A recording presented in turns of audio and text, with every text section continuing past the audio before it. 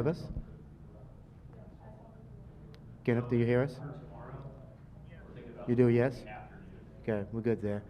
All right, just tape it down. We're good to go. I'm sorry? On which microphone? 1, 2, 3, 4, 5, 6, 7, 8. I'm hearing a ring. 9, 10, 10, 9, 8, 7, 6, 5, 4, 3, 2, 1. 1, 2, 3, 4, 5, 6, 7, 8. Nesbitt microphone, please. 1, 2, 3, 4, 5, 6. You're too close. No. Okay, thank you. 1, 2. You're good, thank you. Okay, I'm gonna wipe the chairs off. If you need me again, I'm here, yeah? And then Susanna might have a show and tell for you guys in the morning. Copy that. And Daryl understands as well. No, not yet. We're gonna do that. We're here. Okay, excellent. Okay, thank you, man. We asked for it, I don't know if it. I talked to Ashley over there too. He said, Yeah, we're supposed to be sending it out. I don't know what's on it. they're definitely building the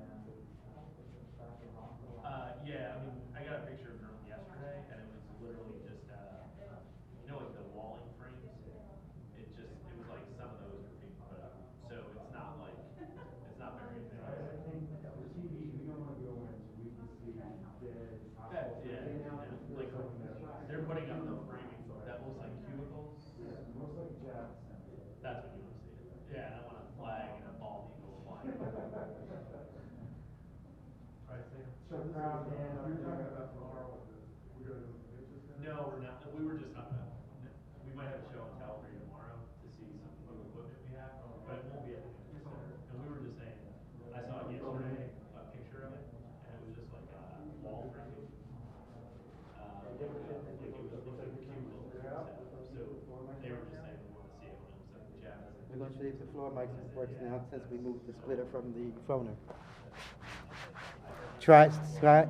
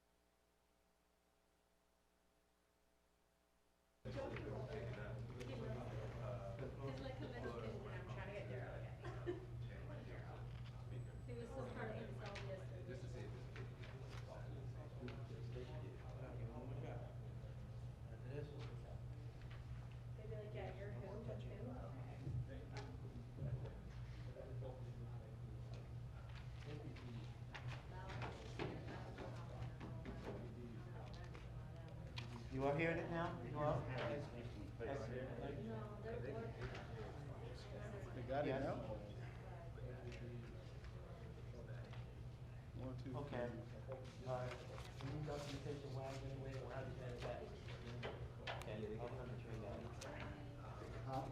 Really, you still have to deal with that.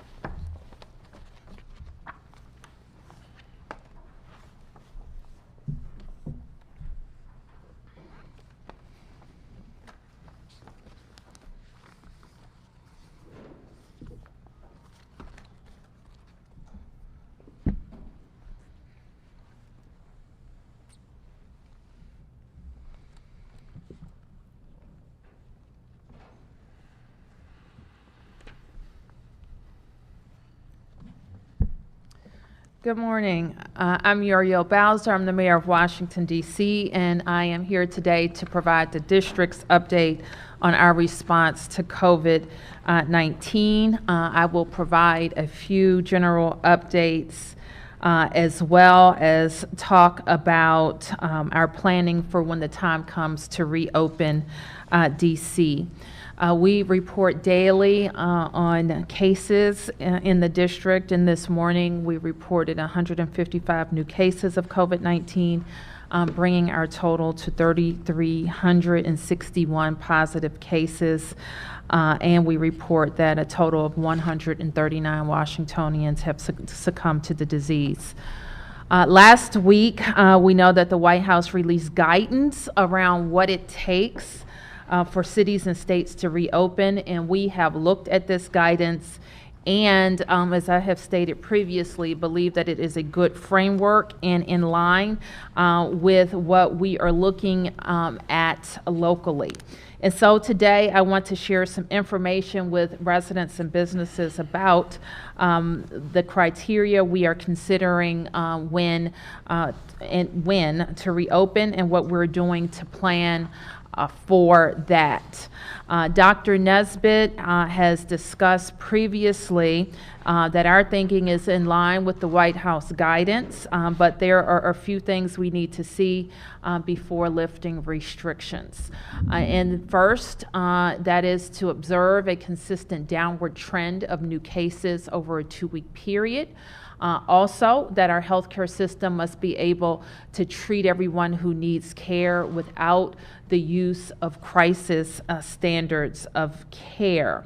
In other words, we need to make sure that we're able to provide appropriate care for everyone who needs it. We all know that our community has made too many sacrifices to move forward too quickly or in a way that doesn't prioritize the health and safety of our residents. So we will be deliberate and strategic in our plans to reopen. In addition to meeting this gating criteria, we also know that any effective response and reopening will require widespread contact tracing abilities in order to control and contain the virus. So we need to know who has it and who has been exposed to it. Today, DC Health has a team of about 65 contact tracers, and we are in the process of building that team to over 200 contact tracers. And in the coming week, DOH will make public how we intend to hire for those positions, and we will be advertising for hiring for those positions. But we know that based on our current projections, in order to move safely through phase 1 of the reopening plans, we will need a team of about 900 contact tracers, and plans for how to build that team are underway. Contact tracing alone, however, won't be enough, and we also know that having widespread and accessible testing will be needed. Yesterday, I shared a few ways we're expanding testing. A new public testing site is open today. I had the opportunity to drive through this morning at UDC at Bertie Bacchus, which is just across from the Fort Totten Metro. Testing of some asymptomatic individuals and the use of rapid point-of-care instruments in some of our congregate settings is expanding our testing capacity in the district. DC Health has also looked at the collective testing capacity of sites across the city.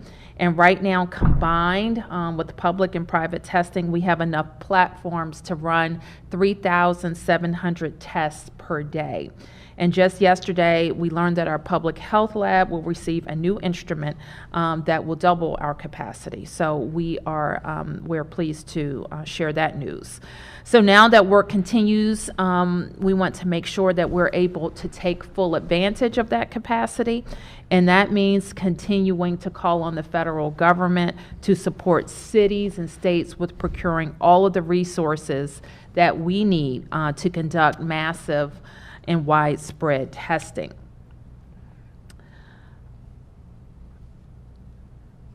So having discussed our work on contact tracing and testing, we want to talk about how we're thinking about our reopening strategies.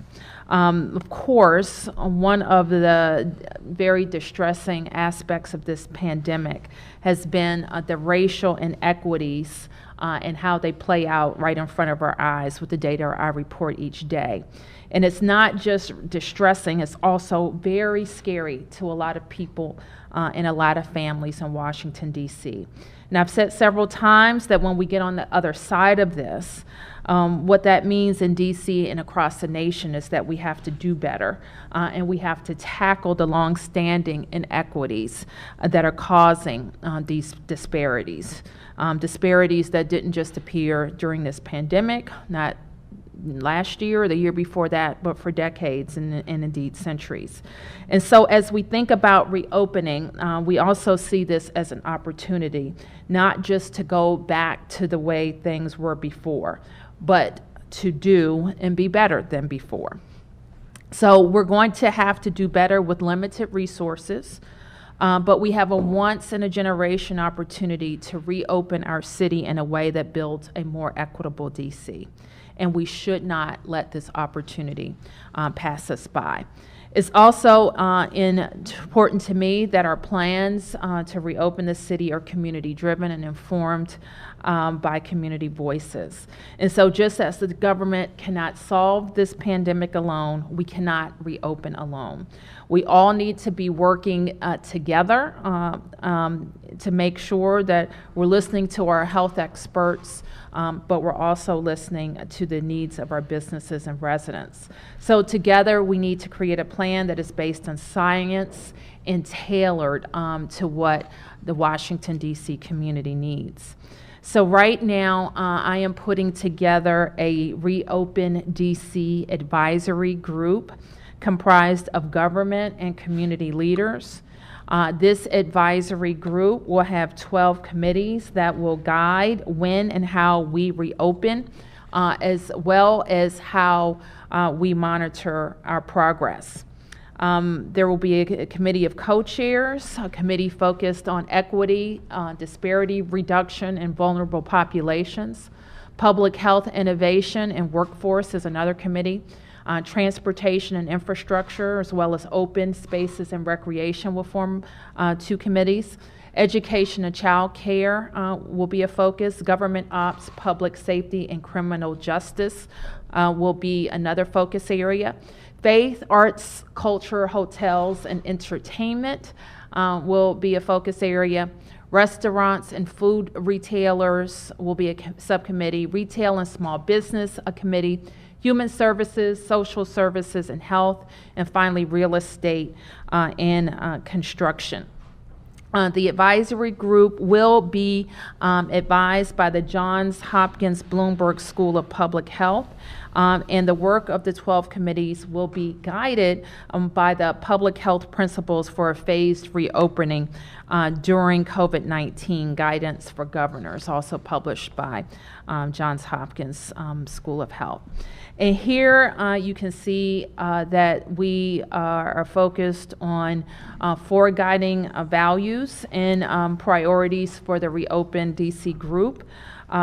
First, we're going to be focused on health. Obviously, this pandemic has exposed wide health disparities. So this means that we will be thinking about how we improve health outcomes, especially for African Americans and our vulnerable populations. It means helping our small business owners get back on their feet. It also means how we create new job opportunities and new opportunities for our students. Many people have been affected in different ways by this pandemic, physically, emotionally, and financially. And no matter how someone has been affected, we will attempt to address their needs. We want to provide, of course, a sense of hope about what's on the other side of this. Clearly, you've heard me say before this pandemic, we were a growing, thriving city that was very secure financially and investing in the inequities we saw in the city.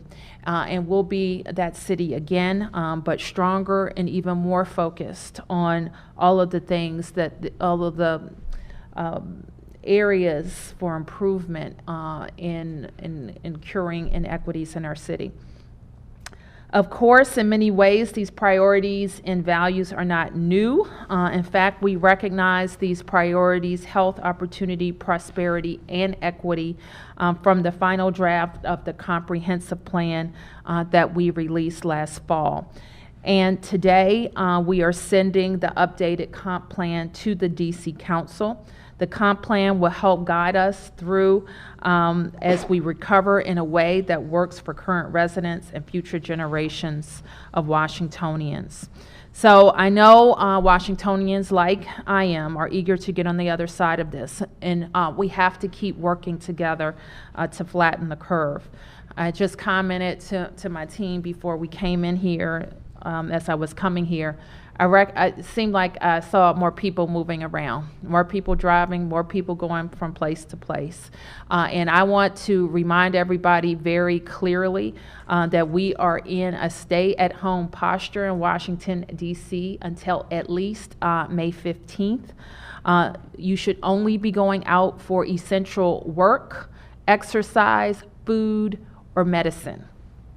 And then you should be going back home and staying home. So I just want to remind everybody that our orders to wear masks on those essential trips is not a replacement for staying at home. So let us, while we know that things could be worse in the district, we want to save as many lives as possible. And we do that by staying home. So with that, we have time for a few questions today. We do have a hard stop, and so I'll start with Sam. Mr. Mayor, so do you see this happening all at once, or do you see this gradually in stages? I mean, Do I see what happening? The reopening of the city. I know you have a list of groups. You think the city is going to sort of reopen like that, or is it going to be like in very Well, I referred to phases of opening that have been widely discussed. I've also talked about how we still have to get to phase one, and we can go back to the slide that talks about several of the criteria that are needed to get there. And if your question is, do I think every business will open on the same day? While I don't want to get ahead of the work of our medical team or the team that's going to be looking at this in detail, I don't think that we're going to have a light switch and everything goes back as normal. Do you have any prediction as to when this might start to happen? That's my prediction. When we observe a consistent downward trend in cases, when our hospital capacity can operate in a normal fashion, and when we are very confident, which we are gaining confidence in testing and tracing capacities in the district. June, July, August, that's fine. Okay. Next question. Yes. I'm looking at your, today DC Health has about 65 contract tracers and about 70% of confirmed cases have been traced. Can Dr. Nesbitt or even Dr. Smith give us some kind of an analysis as to what are the contract tracers finding? Are we seeing hotspots? Like, are these around these long-term health facilities? Are these people from around the jail, from St. Eves? or in a certain neighborhood? Let me turn to Dr. Nesbitt. Sure. Thank you so much for the question. What we have been focused on with our contact tracing at this point is our high priority populations, and which are the ones that you've outlined. So our congregate settings, our high-risk populations, especially those who are seniors and individuals, some individuals with chronic health conditions. And we are beginning to see some of the cases cluster around our long-term care facilities and our immediate care facilities and our congregate settings, including some of our homeless shelters. We have decided to focus on those populations because of the risk of transmission in those types of settings. And while we are in mitigation, remember, we talked a lot about being in containment, in mitigation, and then transitioning into containment again. It is not necessarily of great benefit to contact trace every single case because it's difficult to identify the source of exposure for those of us who are moving around in the community, who it would be impractical to say that our exposure or the reason for our coronavirus or COVID-19 is because we were with X person or in X venue, because we have such widespread community transmission. For individuals who are in congregate environments or who are in long-term care facilities or who are in healthcare settings, we prioritize contact tracing those individuals because we can cohort them, which means to move them into certain environments where they don't spread to people who are currently negative. And that's why we focus on those populations. The reason why we want to increase the number of contact tracers when we move into containment again, or as we move into phase 1, which is imagining a reopening of certain aspects of our city, is because as people begin to move around, they're going to have more social contacts. And as they have more social contacts, we're going to need to touch more people. Based on our experience, when we were in containment before, each individual produces approximately 8 contacts that will need to be interviewed in depth. And so that's the kind of work that a contact tracer does. You'll see there, once a person is tested as COVID positive, we have to identify who they are. We isolate them immediately, which means to take a sick person, a person who is diagnosed with the infection, remove them from their environment, put them in an environment where they are not in contact with any other person. We then trace them, which is an in-depth interview that asks all of the things that they've done for the 14-day period, for the period preceding their time when they're suspected to be infectious, which we now know can be 2 days prior to when they were showing signs and symptoms of infection. That's the trace. And then all of the people who they came into close contact with will be asked to quarantine. That's the quarantine piece. And then we connect them to all of the support services that they may need while they are separated. So not just the person in isolation, but all of the people who are then being quarantined. When you say congregate settings, what do you mean? So congregate settings are group environments where a lot of people live. So you don't tend to think about apartment buildings and condominiums as congregate settings because people have private dwellings. While there may be shared space like community rooms and gyms and pools in those buildings, everybody tends to have a private dwelling with their own bedroom, their own bathroom. Congregate settings are more like low barrier shelters or emergency shelters, long-term care facilities where individuals may share bedrooms or receive intimate services like nursing services from staff who are providing services to multiple people. Detention centers are congregate settings. Though hospitals tend to be congregate settings. Anytime people are sharing, bathrooms, dining halls, things of that nature.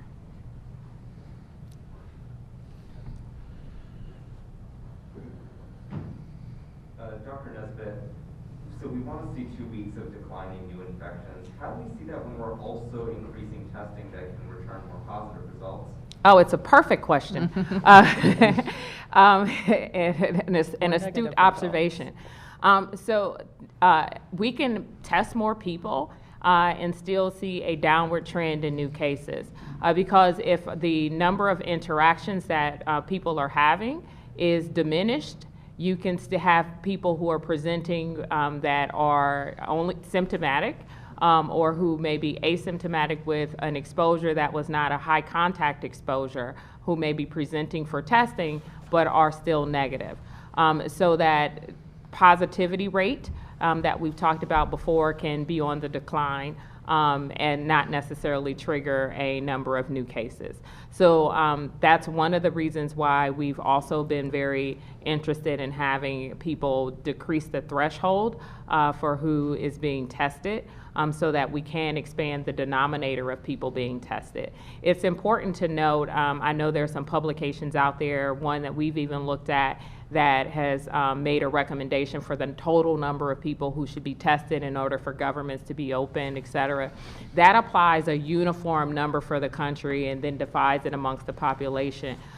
You should note that the presence of disease is not the same across the country, so it makes it very difficult to apply that metric.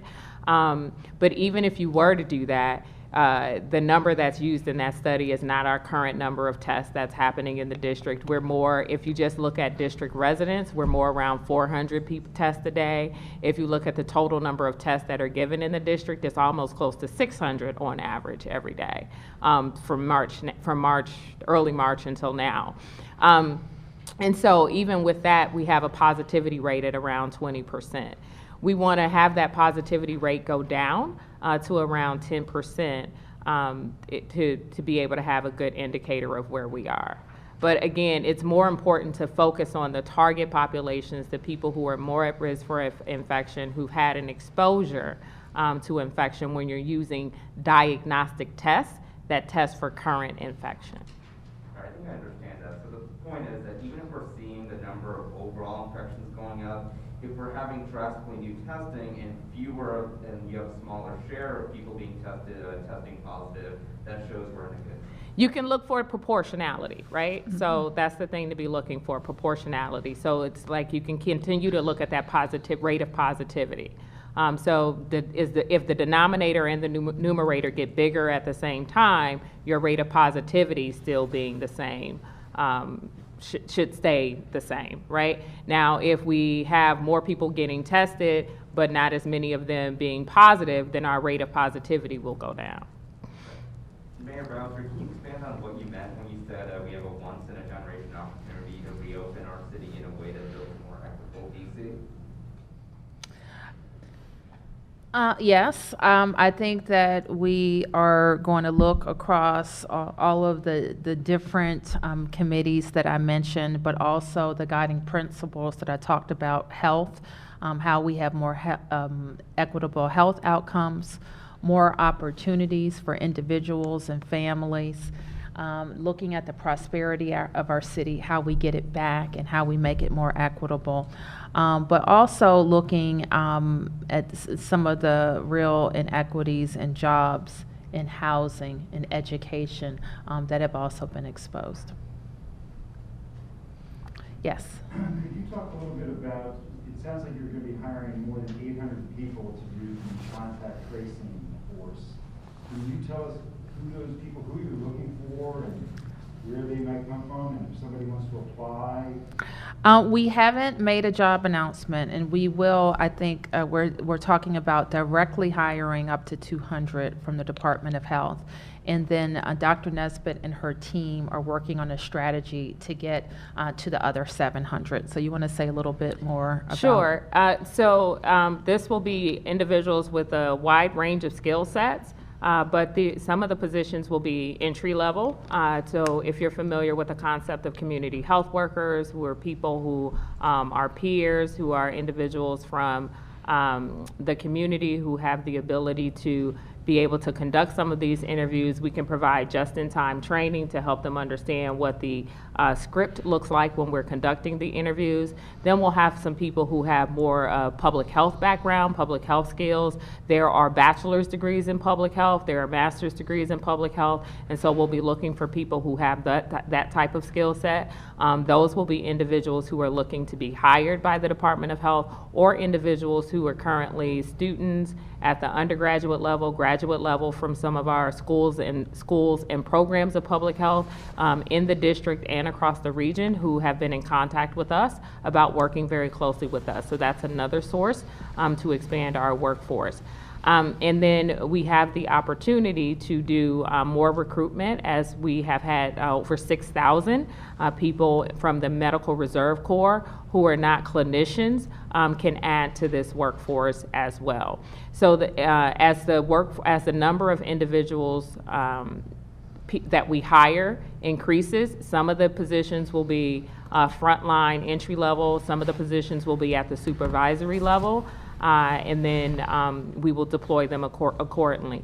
Many of them will be conducting the interviews. Some of them will be doing outreach and inreach into communities to have them socialize to what the process is, the importance of being responsive to the government when we're asking these questions, because it's the best way to reduce transmission. And then some of them will have roles around ensuring the adequacy and accuracy of the data entry and making sure that we are having successful attempts at reaching people. So we will outreach to people who have been a contact or who are a case using a number of methods. Direct phone calls, mails, emails. We may have to actually do some home visits, and we're definitely going to have an overlay of technology with some of this. Muriel Bowser, do you have a timeline on your committees to reopen the task force that you're putting together? Have you named anybody or talked to anybody about being those co-chairs? Sure, we're working very hard right now, Mark, to populate all of our committees. Their time frame will be short. And we will be able to have a schedule and other engagement opportunities posted shortly. And we're going to ask them to turn around some recommendations to us in May. And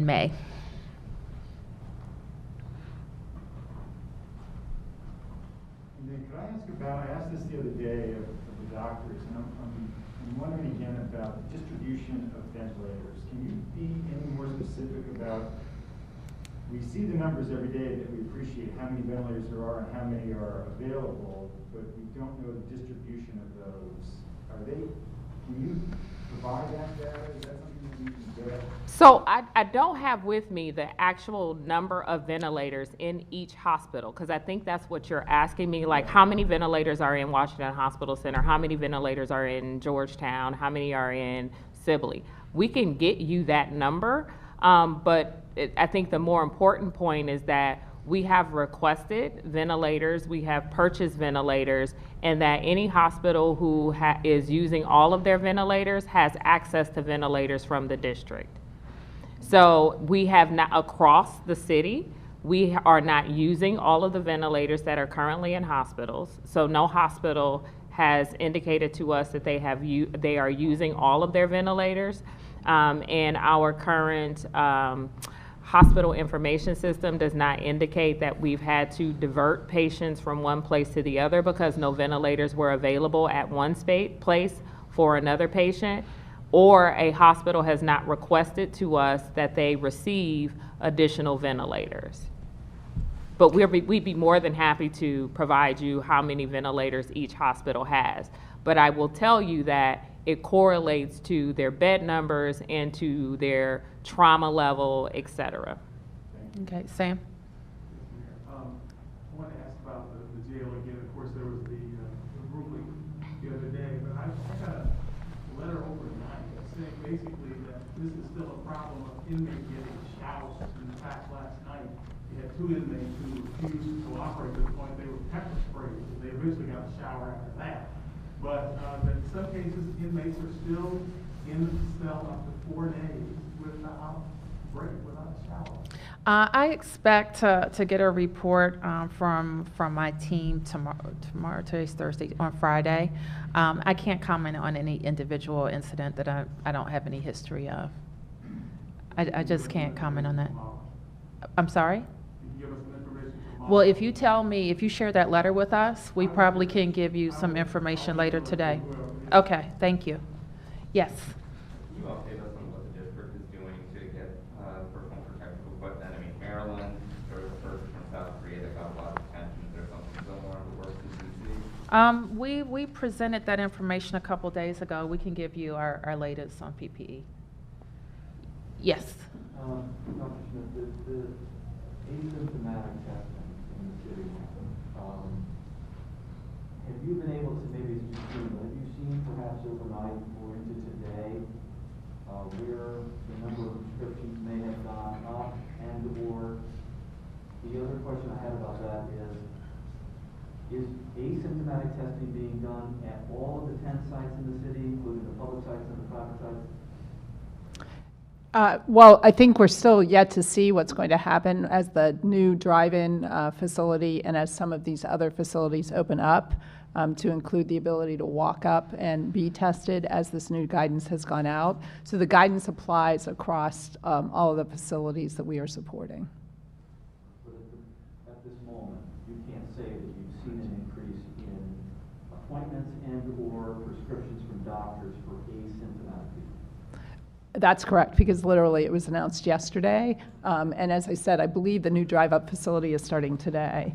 So It started today, We yes. will be excited to see the number of people that show up there and be able to provide them testing. Yes.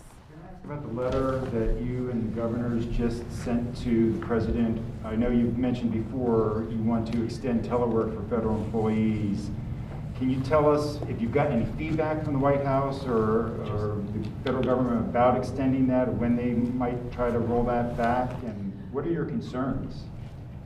Well, we just want to, we don't have a concern right now because that letter that we sent is consistent with the guidelines that came from the White House. So we just want to make it very clear that in order for this region to be able to progress through the phases, we think that the telework policy for the National Capital Region should remain in place. Do you know how long you would like it to remain in place? Until we go through the phases. We can refer you to the phases, phase 1, and I think they even recommend into phase 2. More telework. That doesn't mean it's in the exact same posture that they're in, but as many people as possible working from home. Keep in mind that government work is essential work, and just like we have done here, some people can do it in place and some people can do it by teleworking. But the local governments, the federal governments have to be able to function, and there are essential jobs, and the same is true for the feds. Yes, and did you have a last question? Yeah, I mean, DC hasn't seen the kind of Michigan, Pennsylvania protests against these stay-at-home orders, but how are you factoring in like potential defiance and people getting fed up with all these restrictions as you're planning?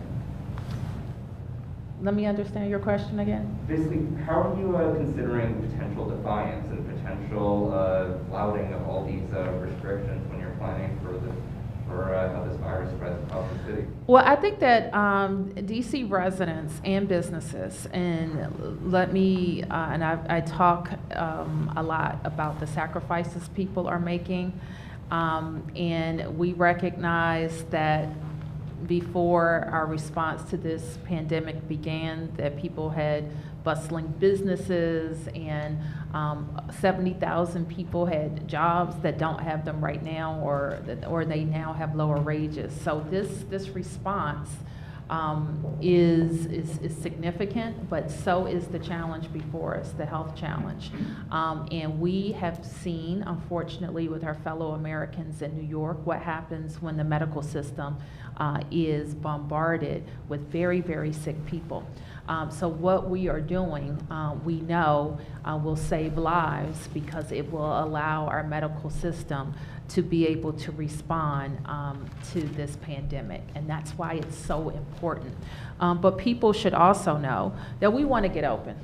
I don't know anybody up here that works for us that doesn't want our kids to be able to go to school, people to be able to go out to the restaurants and theaters and sports and entertainment, all of the things that make our city so wonderful. So everybody wants to get open, but we also don't want to lose the gains that we have made, and we want to do it in a way that is sustainable. We have all heard, while it's in dispute, everybody knows that we have to be prepared for a fall-winter season of flu and possibly corona. I think that we can learn some things from turning on our economy in a systematic way. We can learn if we have to dial it back if we have another outbreak. So I am looking forward to even more expert voices informing our discussion about how to turn on our economy.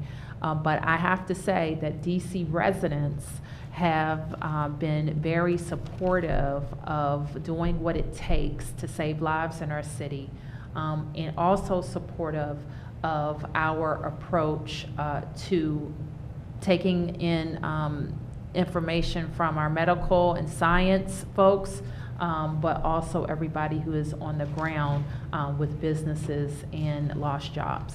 We're also seeing more voices nationally that are saying, you know what, it's okay to sacrifice lives, hundreds of thousands of lives, in saving the economy. What do you think when you hear this kind of rhetoric? I don't agree with that. I mean, it's shocking in some ways. This is you know, what I would say to folks who say, you know, those people are old, they're going to die anyway.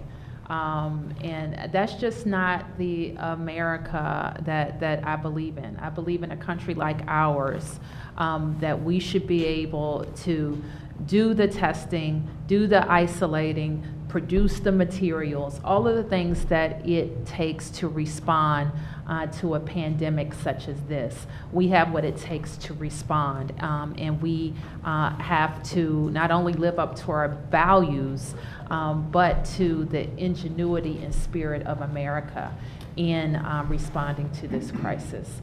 So we are going to do everything that we can to save vulnerable populations in Washington, D.C., and we're going to do everything that we can to make sure that those folks aren't as vulnerable if we are hit with another crisis like this or some other crisis. Okay. All right. I have one question on the phone. Tom?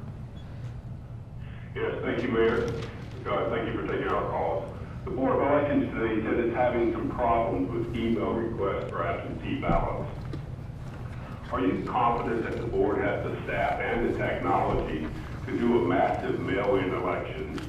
And when will there be a sustained public service announcement campaign to educate voters on the complicated three-step process where you have to ask for a ballot, get the ballot, and return the ballot for the June primary?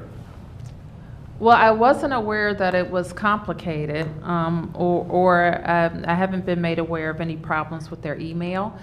The board, of course, Tom, as you know, is an independent board, and I have invited them here a couple of times to make clear their plans. I have also assigned a couple of members of my cabinet to work with them on space and volunteers. And we will offer them other cabinet assistance to make sure that they have what they need. Thank you. All right, thank you, everybody.